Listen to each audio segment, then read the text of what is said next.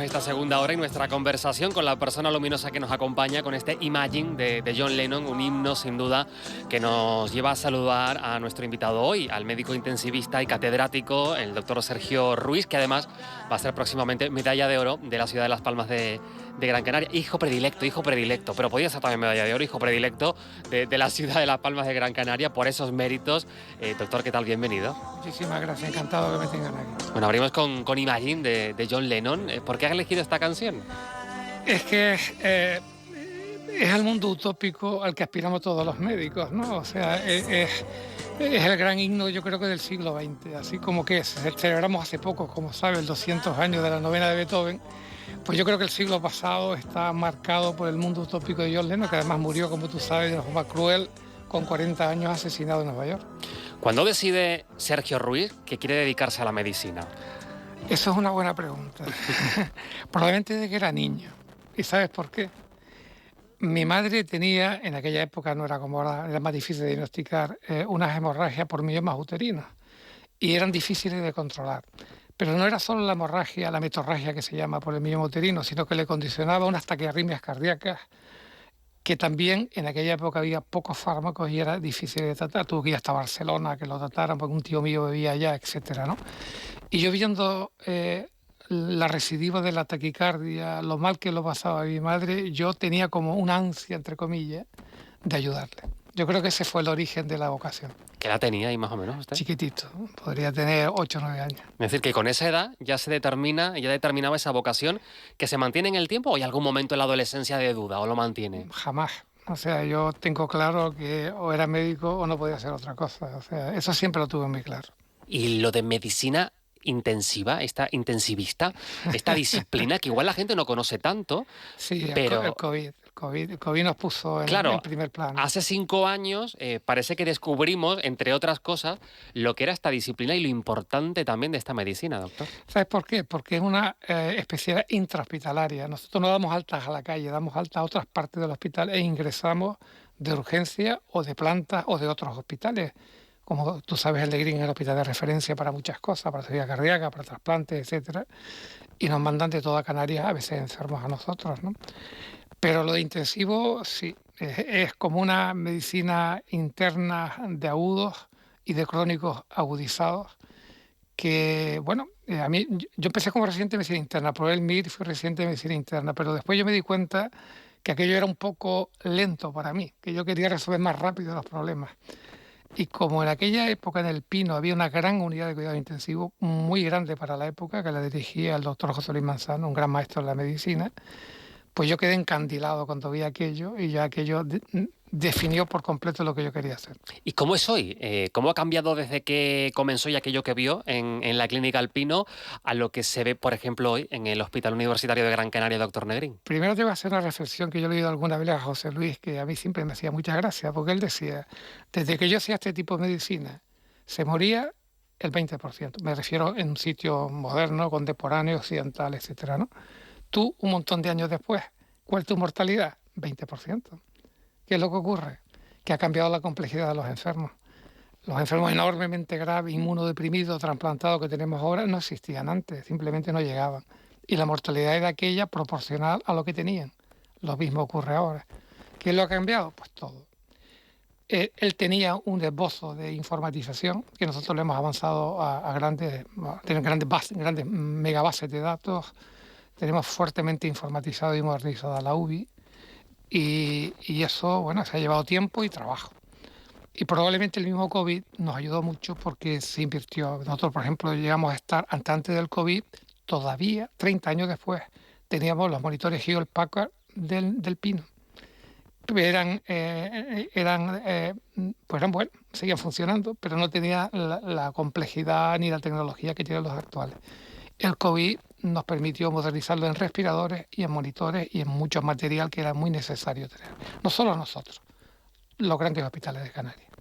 Doctor, ¿qué circunstancias tienen que darse para un paciente para que vaya a parar a manos como la de usted, a áreas como la suya? Básicamente, de entrada es la gravedad, ¿no? Y eso los compañeros, hay score, hay criterios de evaluación, los compañeros de urgencia saben perfectamente, ya es el momento de llamarnos. A veces nosotros tenemos en el mismo Negrín en la planta baja, junto a urgencia, varias camas de intensivo, y muchos de los compañeros que están abajo son también intensivistas y también de otras especialidades, y manejan muy bien, digamos, el primer golpe del paciente, lo grave que está cuando llegue, ¿no? Y después, una vez estabilizado, ya nos llaman y ya procedemos a subirlo a la unidad nuestra.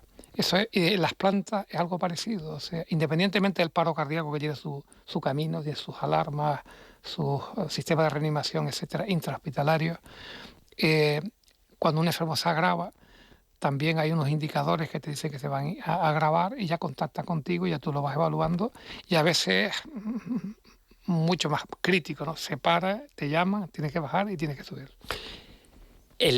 Corríjame si me equivoco, pero esta percepción lo veo desde fuera. No sé si es así, porque es verdad que los sanitarios, los médicos están en contacto siempre con la muerte, pero es que en el ámbito de ustedes igual un poco más o con esa previsión de que puede pasar. Y también, por supuesto, los familiares que llegan ahí, porque cuando recibimos una llamada de que alguien está en intensivos, pues todas las alarmas se nos saltan, evidentemente. ¿Cómo se maneja esto? Esta especial vulnerabilidad. Con mucho afecto. O sea, nosotros lo que hacemos es intentar, lo que hemos hecho siempre, lo que he hecho a lo largo de mi vida, cuando ejercía como médico de a pie y después cuando tenía responsabilidades, es siempre procurar que la familia esté confortable. Y fíjate si lo logramos, que la tasa, yo me fui del Negrín el año pasado en septiembre. Hasta aquel entonces yo fui 16 años jefe de la UBI. La tasa de quejas formales totales anuales no llegaban a 4, 6, con 1.200 ingresos o con 1.100 ingresos. ¿Qué indica eso? Que los cuidamos. ¿Por qué los cuidamos? Porque somos nosotros mismos, en nuestra propia sociedad. ¿Cómo nos vamos a autocuidar? Entonces, ellos somos nosotros, nosotros somos ellos. Qué interesante esta reflexión, qué bonita, por esa, como decía, especial vulnerabilidad con la que llegamos.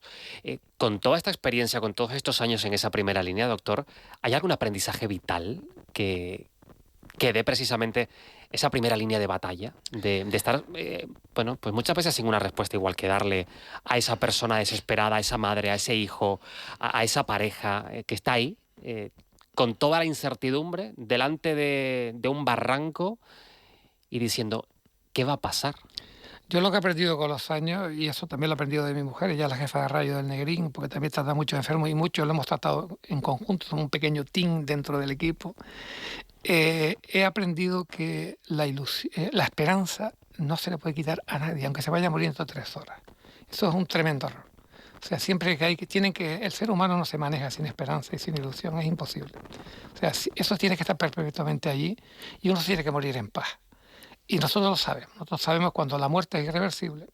Tenemos dudas, cuando tenemos dudas lo discutimos y tomábamos las decisiones en conjunto. Las decisiones se toman entre mucha gente, somos muchos médicos que tenemos que estar de acuerdo para tomar una decisión de ese calibre y todos lo tenemos que ver claro. Y si alguno no lo ve claro, por lo menos mientras yo estuve allí, o al final lo decidía yo, o, porque no hay otro remedio, el capitán es el que decide, o a mí con que alguno no lo viera claro, ya yo me paraba. O sea, yo decía, aunque yo lo viera, digo, va a fallecer, esto no tiene arreglo, pero si hay alguno que no lo ve, yo creo que hay que seguir. La esperanza y la ciencia pueden ir de la mano. Sin duda.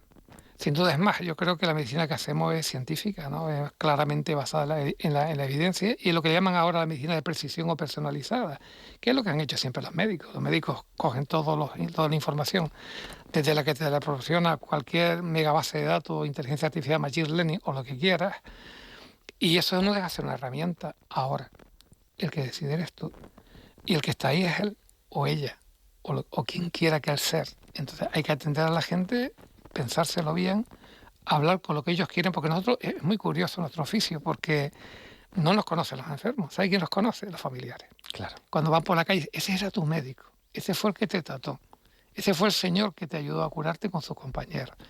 Y los regalos, entre comillas, te traen dulces, caramelos y tal, es para todo el equipo, que a mí me agrada mucho, porque es un reconocimiento del trabajo global que se hace, ¿no? Claro, porque es la curiosidad, por ejemplo, a nuestro médico de atención primaria somos nosotros los que nos relacionamos, porque pedimos cita y lo vemos y sabemos quién es, pero en el caso de ustedes, quienes nos atienden en esas circunstancias, igual no sabemos ni el nombre. No, porque los intubamos, los conectamos a ventilación mecánica, están en fallo multiorgánico o no, y están en shock o no, están muy graves, están sedados, están anestesiados. Y es la familia la que sufre realmente más que el propio enfermo.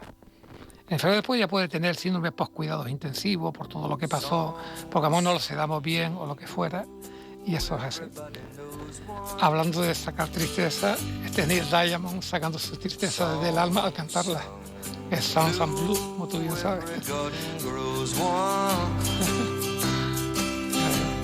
Todos tenemos tristeza, mía, todos. Decía antes lo de morir en paz.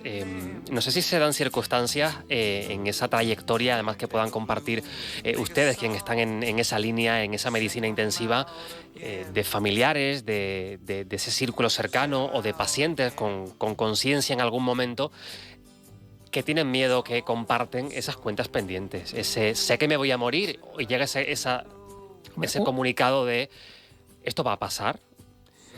Bueno, uno ha visto de todo, ¿no? Y yo lo comparto casi todo, pero vamos, que ellos no se enteran en general cuando se van a... Algunos sí, pero y lo tienen claro.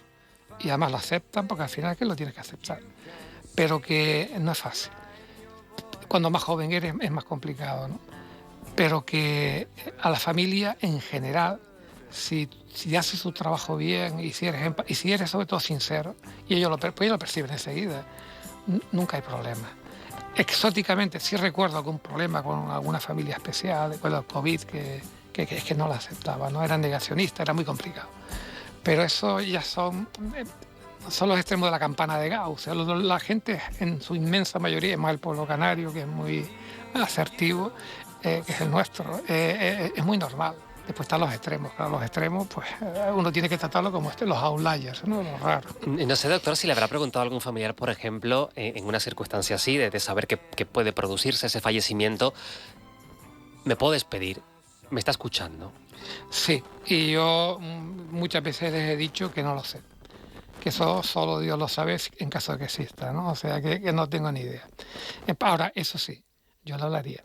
Porque yo lo que observo que, aunque no sepa si está oyendo o no, es como si transmitiera paz, ¿no? Y yo, evidentemente, siempre he permitido, cuando alguien, no yo, en la unidad, en el hospital, todos, cuando alguien está muy malito, somos absolutamente de puertas abiertas. En general somos bastante, pero en ese momento es que se caen todas las barreras. Lo que no permitimos que tengan aglomeraciones de gente, pero sí varias personas a la vez y que estén con él y que la acompañen, o ella. O lo quien sea. ¿El COVID a usted, por ejemplo, le generó muchas pesadillas? El saber aquel contexto de casi de guerra, de incertidumbre, de dolor, hombre, de inesperado. Aquí no fue como en la península. La península fue una cosa terrible, ¿no? Porque lo sé por mis compañeros, ¿no? Sobre todo en Madrid. Ayer estuve en una tesis doctoral que estaba de secretario con una compañera de Madrid que lo vivió en uno de los hospitales del sur de Madrid y decía que en un momento habló con el director del hospital y digo, tenemos que cerrar el hospital porque es que ya no podemos. Esto es inmanejable. Es una barbaridad, pero tenemos que cerrar el hospital. Lo tuvieron que cerrar. Y ponían a la gente para que se muriera en paz en alguna habitación sin nada más. Es que eso aquí no se vio. Nosotros sí tuvimos muchísimos ingresos. Lo que pasa es que, por lo menos en el hospital mío, que es el que más conozco, con la unidad de reanimación, con anestesia, hicimos ahí un team implacable. Y entre ellos y nosotros nos íbamos repartiendo los enfermos. Y yo creo, quizás que me corrijan ellos si me equivoco, que en ningún momento estuvimos a punto. Llegamos a los enfermos a quirófano porque no queríamos. No queríamos contaminar las máquinas anestésicas con un virus que no sabíamos cómo íbamos a manejar, ¿no? Pero estuvimos ahí. Y en algún momento también yo llegué a pensar, y lo hablé con mis compañeros porque ya no tenía más camas, como nuestros boxes son muy grandes, dividirlos en dos. Poner 2 camas en uno y en vez de 40 tener 80. Y con un mismo respirador ya había publicaciones norteamericanas que se podía ventilar 2 lugares muy peligrosos porque le puedes, depende de la carga viral, la puedes repartir más, puede haber más problemas de infecciones, pero claro, cuando ya está contra las cuerdas, vale más eso que lo que pasaba en Madrid, que se morían en los pasillos, ¿no? Y en este camino, esta trayectoria vital como médico, catedrático también de la Universidad de Las Palmas de Gran Canaria, ¿cómo es acompañar a los médicos del futuro? A esos médicos que tienen que, además de aplicar el conocimiento científico, ser tiernos, acompañar. ¿Cómo es ese proceso? Como me enseñaron a mí, porque me enseñaron y yo veía lo que ellos hacían, porque era gente excepcional la que me enseñó a mí. Yo hice la especialidad en Madrid y no les voy a olvidar nunca. Y los profesores de la facultad tampoco los olvido nunca. Ahí había profesores excepcionales. Yo recuerdo a don Jesús Flores, fíjate, padre con hijos de Down, eso lo dice en público, no hay problema. y tiene la medalla del Capitolio de los Estados Unidos de oro por sus investigaciones en un farmacólogo de Campanilla que está en Santander, que fue profesor mío de farmacología, y esos son personas que te enseñan que son inolvidables, ¿no? Y la bondad de aquel hombre y la sabiduría, pues a mí me acompañan, o sea, porque en el fondo uno es hijo de sus padres y hijo de sus mentores, o maestro, que a mí me gusta más que la palabra castellana de mentor, es un anglicismo, ¿no? Y los que nos siguen a nosotros, pues yo creo que lo bueno y lo malo de lo que tenemos nosotros lo perciben también. Yo creo que la bondad se percibe. Y además yo creo que ser buena persona se aprende en casa, no en un hospital ni en una residencia. Tú lo que tienes que aprender allí es la parte técnica. Ser buena persona te lo enseñan en casa seguro. En este camino y en esta experiencia de primera línea, ¿qué es lo más satisfactorio en esa UCI? Lo más satisfactorio es cuando tú tienes gente enormemente grave que piensa que no se debe de morir y de verdad logras que no se muera. Aunque cueste 1, 3 o 6 meses. Recuerdo, por contarte cualquier cosa, y además no digo nombres ni nada, a una chica que era bailarina profesional, que se va a vacaciones a Marruecos, ahí tiene un accidente, hace una neumonía por un germen multiresistente, una Acetobacter baumannii, y estaba gravísima. Y me contactaron. Y yo dije, bueno, yo no sé en qué hospital está allá, pero yo sí sé que si la traen para acá, a lo mejor podemos hacer algo por ella. La trasladaron, estuvo bastante grave varios meses y se recuperó por completo. Eso es lo que da una satisfacción infinita. Eso no tengo ninguna duda. Eso para mí, no para mí, para cualquier médico, es la máxima satisfacción. Doctores, Tengo imagináramos... fotos con ella. Claro, además, eso me imagino que son de esas cosas que se quedan dentro, para siempre. Para siempre. Si nos imaginamos la medicina en general y la medicina intensiva en particular, ¿a 30 años? ¿Cómo se la imaginaría o cómo le gustaría que fuera? Bueno, yo creo que va a ser infinitamente más sencilla. Fíjate qué ¿Sí? curioso. Sí, sí. Pero no porque no sea muy compleja técnicamente, sino que como va a estar toda la inteligencia artificial ayudando, ya está. Pues eso va a tener un cambio drástico para bien, en todos los sentidos, ¿no? Porque tú estás muy entrenado, yo estoy entrenado por mis profesores. Yo recuerdo a don Pedro Zarco en Madrid, que nada más que veía al enfermo, y no te digo nada, si lo palpaba y si lo escultaba, ya te dio el diagnóstico, ya no hacía falta ni eco, ni aparatos, ni nada, porque estaba tan entrenado clínicamente, porque eran hijos de su época, hablando de Canarias, don Cayetano Guerra, Manrique de Lara, gran digestólogo de esta ciudad. Tú tenías que ver cómo percutía y cómo exploraba, era una cosa espectacular.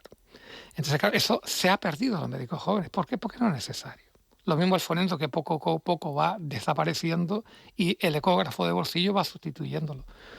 Cambiarán los aparatos, cambiará la tecnología, no variará la mortalidad, será el 20% de los pacientes graves, porque si no seríamos eternos. Y yo creo que los médicos tendrán tan claros las pautas y los protocolos que se van a manejar muy bien. Y claro, todo cambia, ahí lo está apuntando también. Van surgiendo también nuevas patologías, Sí. nuevas complejidades. No sé también cómo dialoga la ciencia y cómo dialoga la medicina a estos retos que estamos viendo de a ver por dónde viene y cómo lo gestionamos y cómo nos adaptamos y cómo aprendemos. Fíjate, yo he vivido dos, digamos, entre comillas, pandemias, ¿no? La del aceite tóxico en Madrid, que yo era un residente pequeño, que aquello era terrible porque no sabíamos si era infeccioso, si era tóxico, al final era un aceite desnaturalizado, que un pediatra del Hospital de Niños Jesús lo descubrió, porque como investigan mucho lo que le dan a los niños, se dieron cuenta que ese aceite, que era de máquina, que lo desnaturalizaron, producía unos cuadros horrorosos de fallo, se morían, pues como el COVID, uno tras otro. Y el susto que teníamos, yo era muy pequeño, era residente en Madrid. Bueno, mi madre me decía, vente para acá. Digo, no, yo no dejo a mis compañeros de aquí. Si me muero con ellos. Y ahí quedamos todos aguantando el tirón. Lo hicieron muy bien, porque centraron los respiradores, que había pocos, como el COVID, en La Paz. De tal manera que yo, que estaba en la Cruz Roja, cada vez que yo necesitaba de guardia algún enfermo que me llegaba grave con necesidad de respirar, llamaba a La Paz y me lo enviaba a una ambulancia. Con lo cual tenían controlado el número de respiradores y después lo devolvía al pool. Y así consiguieron una eficiencia enorme para poder atender a los enfermos. Eso es así. Y bueno, mira, antes de entrar aquí estaba leyendo un artículo que tenía ahí en el móvil, es que lo tienes todo ahora, ¿no? Y me llamó mucho la atención, porque fíjate que lo que más duele en un politrauma que te rompa los huesos, duele un horror. Eso tiene que sedarte rápidamente, inmovilizarte, porque eso no aquí lo aguanta. Y en general lo que se pone es morfina, ¿no? Y acabo de leer un artículo muy bonito en que usan un anestésico, que es la morfina, que también es amnésico y también produce analgesia, que es la ketamina. Pero lo curioso no es que den ketamina intravenosa, que es un anestésico de duración corta, ¿no? Lo que es curioso es que lo han dado intranasal, por la nariz, inhalado, que es muy fácil. Es más fácil dar intranasal que buscar una vena a una persona que está grave y chocada que no la encuentra. Y quita el dolor igual que la morfina. Me parece que es una maravilla de artículo. Lo tengo que leer despacio esta tarde. Porque esos son esos pasos que se van dando para hacernos el proceso de una recuperación, por ejemplo, más fácil. ¿Es a lo que se refería antes? Sí, hombre, la recuperación siempre lo piensa. Lo que pasa es que existe lo que se llama también el síndrome de post-cuidados intensivos. Quedan secuelas. Incluso ¿Siempre? siempre no, pero en gran parte sí. No solo físicas, sino psíquicas. De ahí viene lo que, por ejemplo, están haciendo el 12 de octubre y en otros muchos sitios, que es intentar poner musicoterapia en las unidades de cuidado intensivo. Yo, de hecho, voy a la tesis doctoral ahora en julio en Madrid sobre musicoterapia en la unidad de cuidados intensivos, que me invitaron a estar en el tribunal. Y las secuelas están ahí. Las psicológicas son muy duras, porque a veces el enfermo está viendo. Yo siempre prohibí que se comentara nada del enfermo en la habitación, que eso era muy típico antes de entrar en la habitación y discutir las cosas del enfermo. Pero un enfermo que se está muriendo, que ten mucho cuidado, porque se te escapa algo que no debe, él está despierto, está insuficientemente sedado y oye que los que están diciendo este no tiene solución, se va a morir, etcétera. Y eso es una tragedia. Eso para mí era de una vital importancia evitarlo, que yo no hablar fuera de la habitación. Porque ¿ha habido algún caso de algún paciente que luego se recuperará y hiciera algún comentario? Pero no entre nosotros. En la literatura mundial sí, claro, todos los que quieras.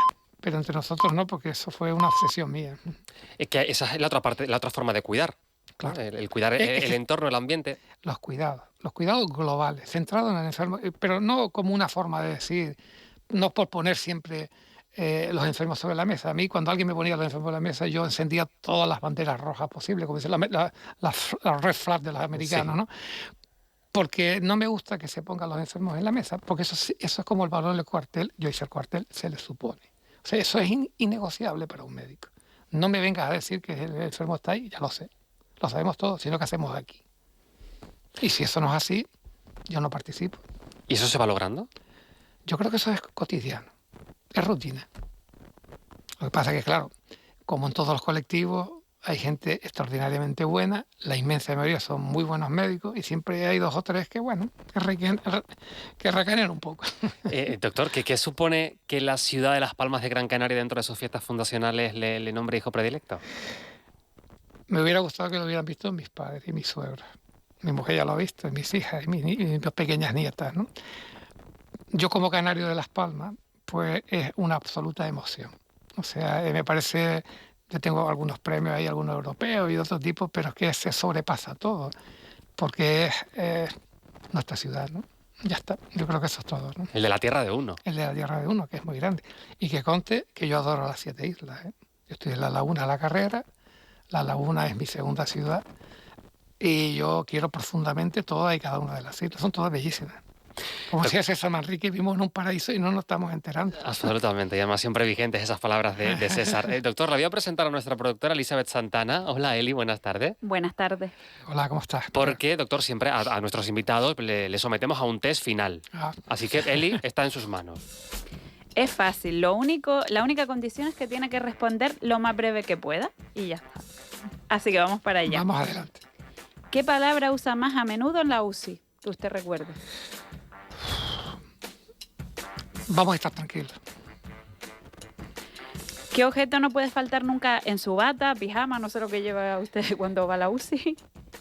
Cuando hacía asistencia directa, forendoscopio. Cuando no lo hacía, pues yo creo que prácticamente ninguno, la bata y ya está. Y miraba todo, lo controlaba todo. Esta es una pregunta que siempre hacemos a todos nuestros invitados y es, ¿qué animal sería y por qué? Esa es una buena pregunta, sí. Probablemente el animal para mí más bonito y más próximo al hombre y el que más me gusta es un perro, sin lugar a dudas.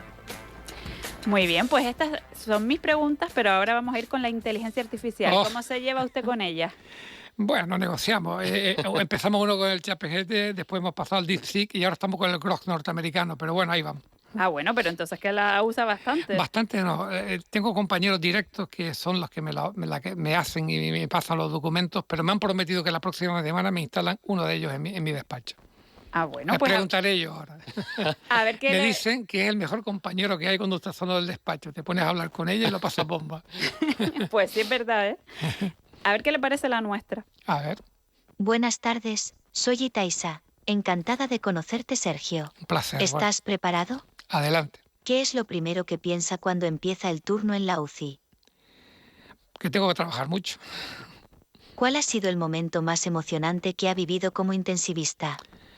Cuando hemos salvado gente que yo no esperaba que fuera a salir adelante. ¿Qué es más difícil, una guardia en la UCI o explicar medicina intensiva a su familia en Navidad? Bueno, es que yo estoy sesgado porque mi mujer es médico y mis hijos, aunque mis hijas no son médicos, una psicóloga y la otra es economista, pero bueno, la medicina es el tema de la casa. Un consejo breve que le daría a los médicos jóvenes que empiezan en la UCI. Muy simple, que estudien y trabajen mucho. Pues ya hasta aquí el test. Yo creo que está súper aprobado, vamos, aprobadísimo. Y Thais ha sido muy buena también, ¿no, doctor? Sí. Sí, ha sido un tema muy suave. Yo esperaba preguntas muy complejas, fisiopatológicas, pero no. Eli, gracias. A ustedes. Son las 4:34.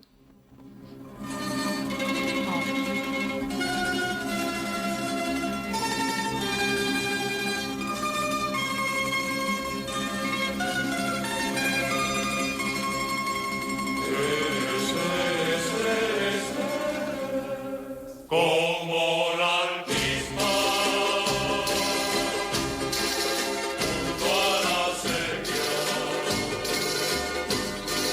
él se te moja el moño sin darte cuenta. Qué canción más bonita, doctor. Me encanta esta para acabar. A mí también. Yo te voy a decir algo que te va a sorprender. Yo conocí a Néstor Álamo, era muy pequeño. ¿Sí? Estaba en el hospital haciendo prácticas y él, la gente, yo no lo conocí en profundidad, pero decían que tenía mal carácter, no tenía mal carácter, tenía bronquitis crónica, con lo cual se agudizaba, se ponía malo, entraba en la UBI, claro, un humor terrible que se pone. ¿Quién está de buen humor cuando está malito? Nadie. Es el genio de la música canaria, desde Ay Terror Terror hasta El Gambullonero o lo que quieras, ¿no? Bueno, y Sombras del Nublo, que bastante disgusto le dio, porque, vamos, se metían con él y la canción es, vamos, oída. Alfredo Kraus, La Sombra del Nublo, es el himno de Gran Canaria, ¿no? Y bueno, y él era un hombre excepcional, un hombre distinto, pero brillante.